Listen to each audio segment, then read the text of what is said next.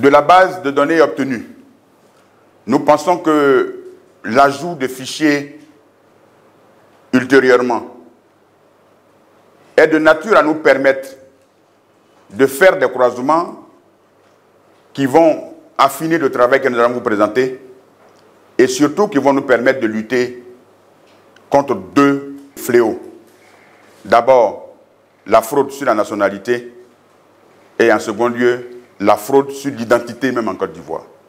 Il s'agit de quoi? L'article 4 de la loi électorale dispose que la CEI peut accéder à tout document nécessaire à l'intégrité de son travail.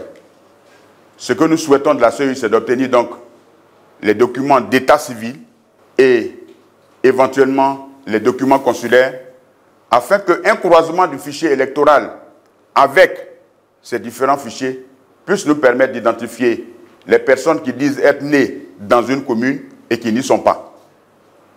Vous savez qu'en Côte d'Ivoire, un numéro d'acte de naissance peut concerner plus de 10 personnes.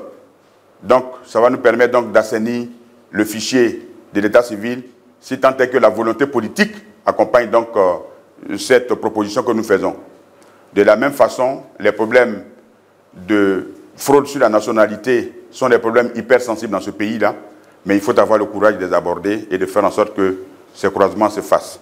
Mais pour l'heure, selon donc les dispositions de l'article 7, en regardant dans la base de données que nous avons constituée, nous avons cherché à savoir, à lancer des requêtes sur la base du code électoral. Nous avons cité donc les critères qui doivent être remplis. Et à cet égard-là, les quelques résultats obtenus sont les suivants. Il y a des électeurs qui n'ont pas de nom de famille. Il y a des électeurs qui n'ont pas de prénom. Il y a des électeurs dont la date de naissance est inconnue. Lorsque vous avez 76 électeurs inscrits sur la liste électorale provisoire qui n'ont pas de nom de famille, 256 électeurs qui n'ont pas de prénom et 79 qui n'ont pas de lieu de naissance, qui n'ont pas de date de naissance connue, vous arrivez donc avec ces trois variables-là à apprécier la crédibilité de ce système. Nous ne sommes pas au terme de nos surprises parce que les électeurs dont le lieu de naissance est inconnu sont au nombre de 3175. Mais là encore, il faut dire que nous sommes assez larges et nous avons été assez rigoureux. Pour quelles raisons? Dès lors que vous avez un applicatif dans lequel les données obligatoires ne sont pas saisies, donc vous avez 3175 cas de lieux de naissance inconnus, mais nous n'avons pas pris en compte les lieux de naissance fantaisistes qui ont été saisis. C'est-à-dire que vous mettez par exemple ND, non déterminé. Dès lors que c'est non déterminé et que vous demandez au logiciel d'aller interroger seulement les zones qui sont blanches, dans lesquelles il n'y a pas de données, vous allez trouver 3175. Mais si vous allez interroger ces cas de façon individuelle pour dire, je vais croiser les lieux de naissance avec une table de référence des sites habités en Côte d'Ivoire, vous allez trouver, disons, un effectif beaucoup plus élevé. Nous pensons que dans une application informatique crédible, la CEI aurait pu disposer de tables des sites habités en Côte d'Ivoire, croiser la table de ces sites habités en Côte d'Ivoire avec les informations qui lui sont connues et rejeter ceux qui ne correspondent pas à des sites habités réels en Côte d'Ivoire. Cette précaution aussi n'a pas été prise. Les électeurs dont le père n'est pas connu sont au nombre de 92 177. Mais si l'on tient compte des champs non vides, mais contenant des données fantaisistes, tels que type inconnu, ND, le nombre des électeurs dont les mentions de père sont incomplètes passe à 380 000. Les électeurs dont la mère est inconnue, ils sont 83 231 lorsque nous posons des critères rigoureux de dire est-ce que la zone n'est pas du tout renseignée. Mais lorsque nous passons donc aux saisies fantaisistes, nous arrivons à 381 599. D'une façon générale, lorsque vous avez l'intersection de ces données, c'est-à-dire il a le nom de la mère avec des données incomplètes, le nom du père avec des données incomplètes, vous arrivez à 317 144. Maintenant, passons, nous sommes toujours au chapitre, je vous rappelle, du respect de la loi électorale, qui fait obligation à la CEI, pour la validation d'un enregistrement, de faire en sorte que toutes les informations que nous avons citées tout à l'heure là soient contenues dans l'enregistrement. Si vous prenez le cas des électeurs dont la date de naissance du père était connue, parce que c'est une donnée obligatoire, la date de naissance du père. Non seulement il y en a dont le père n'est pas connu, dont la mère n'est pas connue, mais s'il y a des noms qui sont indiqués pour le père et pour la mère, la date de naissance du père qui doit pouvoir suivre n'est pas indiquée. Et nous sommes dans ce cas à 5 014 479 électeurs qui ne remplissent pas les conditions de respect de l'article 7 du Code électoral. Et sur cette question, nous ne serons pas surpris demain, lorsque la CEI va vous rencontrer, elle va toujours vous réserver son argument habituel. Elle va dire, la filiation ne figure pas sur la pièce d'identité. Donc nous allons vous promettre de rencontrer l'ONI, comme nous l'autorise l'article 4, et c'est à l'ONI, à travers les informations que nous allons donner sur la pièce d'identité, de nous donner les informations de filiation qui doivent être renseignées pour que l'enregistrement soit valide. Mais en 2023, lors de la rencontre avec la CEI, nous avions dénoncé ces cas. Non seulement il n'y a pas eu de réduction de ce nombre de cas, mais au contraire, il est allé en augmentation. Nous sommes aujourd'hui à 5 millions de ce cas-là. Les électeurs dont la date de la mère est inconnue, ils sont au nombre de 5 153 427. Si nous voulons être légalistes, nous sommes nombreux, c'est-à-dire que sur les 8 millions d'enregistrements que nous avons eus, il n'y a que 3 millions qui sont en droit de voter si nous voulons tous respecter la loi. Voilà donc ici la situation qui se présente au niveau du seul article 7, je dis bien du seul article 7 de la loi électorale. Maintenant, il y a certaines anomalies que nous avons essayé de rechercher et qui sont assimilables à des fraudes. C'est le cas des enregistrements multiples. Tout à l'heure, nous avons dit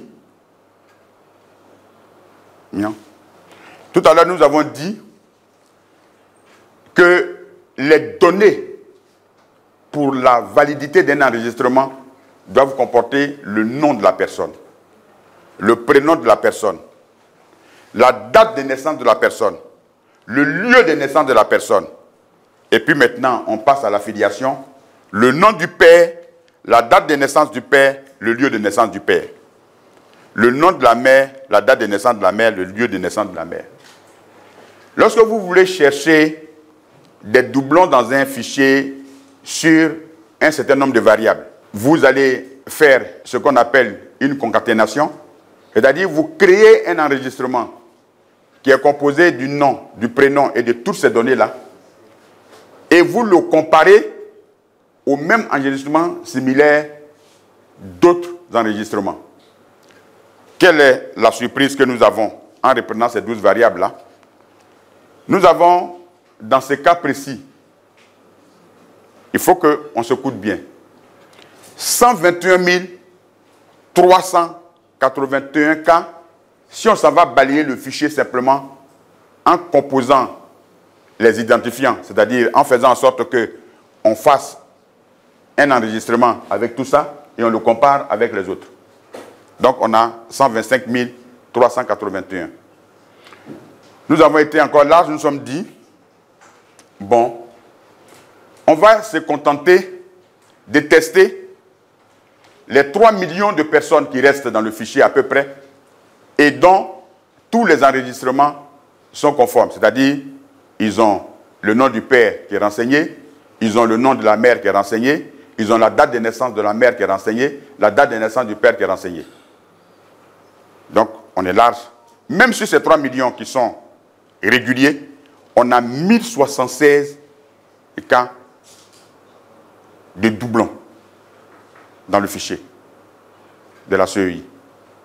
Si nous enlevons, disons, si nous supprimons la date de naissance qui n'est pas renseignée et que nous gardons le nom du père, le nom de la mère, on a 7363 suspects à l'intérieur du fichier de la CEI. Ça, c'est une première anomalie au niveau de ce que nous appelons les doublons. Donc nous prenons 12 variables que nous concaténons, nous les mettons donc en comparaison avec les 12 variables de chacun, et voilà ce que nous obtenons comme résultat. Vous voyez bien ici des cas. Dou Iridie Mélène, né à Yopougon, 42 ans, profession aide-soignante, et la photo qui correspond, c'est cette personne-là. Donc, ces cas-là, par exemple, que vous voyez, sont des cas qui sont vraiment légion au niveau de la CEI, sauf que la différence, c'est la photo. Je vais donc vous dire que le système de gestion des données de la CEI va donc créer une confusion. Et la CEI va se servir de cette confusion pour nous expliquer que c'est des homonymies. Évidemment, si vous ne mettez pas le nom de la mère et le nom du père, vous avez beau jeu de créer des homonymies. Mais aussi, si votre système de gestion des données ne vous oblige pas à régler les dispositions de l'article 7, ça veut dire que vous pouvez permettre à au moins 1000 personnes de prendre un seul certificat de nationalité et d'aller se faire enregistrer sur le fichier électoral. Parce que j'ai quoi? Vous dites les données biométriques devaient empêcher de le faire. Effectivement, moi, je n'ai pas de document. Je prends n'importe quel certificat de nationalité avec ce qu'il faut. Je vais me faire enregistrer. Ensuite, je le prête à quelqu'un d'autre. Ensuite, je le prête à quelqu'un d'autre. Puisqu'on ne me fait pas obligation d'aller faire des contrôles. La CEI elle-même ne le fait pas, ces contrôles-là. Je ne sais pas si on se comprend bien. À partir de ce moment, c'est la porte ouverte à la fraude. Maintenant, les centenaires. Nous souhaitons à chaque Ivoirien de vivre le plus longtemps possible. Au niveau des centenaires, donc, nous avons sur la liste provisoire 5717 centenaires, c'est-à-dire de personnes ayant plus de 100 ans. Elles sont réparties de la façon suivante. 4311 ont entre 101 et 105 ans. 817 entre 106 et 110 ans. 310 ont entre 111 et 120 ans. Et 279 ont entre 121 et 125 ans. Maintenant, selon le fichier électoral en Côte d'Ivoire, si vous avez envie de vivre le plus longtemps possible, allez résider à Bouaké. Parce que c'est là-bas que, relativement à la proportion de la population, il y a le plus de personnes qui vivent longtemps, à plus de 125 ans, dans un pays où l'espérance de vie est de 59 ans. À Bouaké, donc, ils sont 1045, tandis qu'à Abidjan, qui est nettement plus important, ils sont 1530. Bon, et à Gagnoua, ils sont 999. Je souhaite donc que le président Laurent Gbagbo rentre dans la catégorie des 125 ans. Et à Kagnasso, ils sont 47. À Korogo, ils sont 361. Pour moi qui suis de Korogo et qui vis, c'est là-bas que, en général, les personnes vieillissent le plus longtemps, en fait. Bon, bref. Donc, plus de 100 ans, 5717.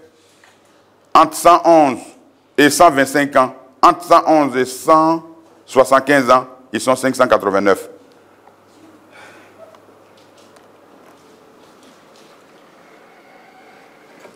Les mères d'électeurs qui ont plus de 20 enfants. Bon, c'est vrai que chez nous, les Sénoufos, lorsqu'une femme est mariée et qu'elle accouche, lorsqu'elle arrive à 10 enfants, en général, on la divorce et puis on la remarie pour la féliciter. Donc, il y a beaucoup de femmes qui auraient droit à ça parce qu'il y en a qui ont eu plus de 20 enfants. Donc, selon la qualité des variables retenues, ce nombre de femmes ayant eu plus de 20 enfants oscille entre 6 159 et 21 882. Des mères d'électeurs ont parfois plus de 50 enfants et d'autres plus de 100 enfants. Ainsi, on peut estimer, sans risque de se tromper, que ce cas de mères avec des enfants si multiples concerne plus de 2 millions d'enfants issus de mères de plus de 20 enfants. Maintenant, vous n'êtes pas au bout de vos surprises. Les électeurs, il peut arriver qu'une femme fasse des enfants avant de naître elle-même. Non, mais c'est ce qui arrive dans le fichier. Moi, nous, on regarde le fichier. Qu'une femme fasse des enfants avant de naître elle-même.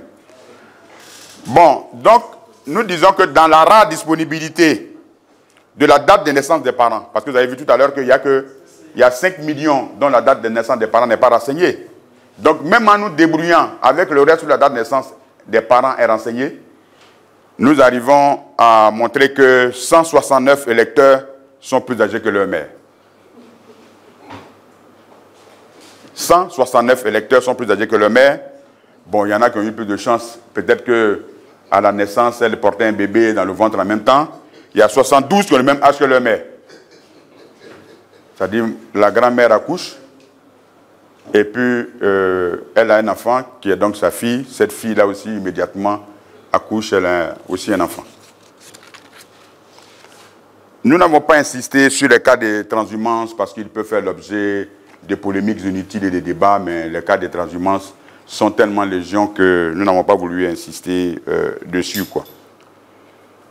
Bon, les électeurs dont les parents sont âgés de moins de 30 ans sont au nombre de 365, quand d'autres ont moins de 12 ans d'écart avec leur mère. Dans un traitement d'une de nos structures, on a vu que la différence d'âge entre...